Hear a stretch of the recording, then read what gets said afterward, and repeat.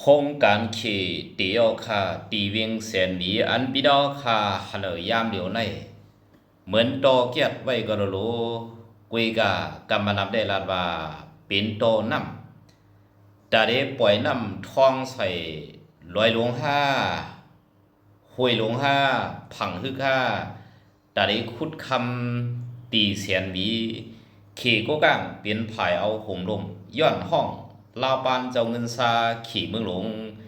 สิแลมาลงดินในเมืองเฮาเมื่อแล้วเสียนบีเปลี่ยนจังหือเปิ้นคู่เดาคู่ของสภาวะถึงคือเปิ้นเอากูจื้อกูลองจื้อ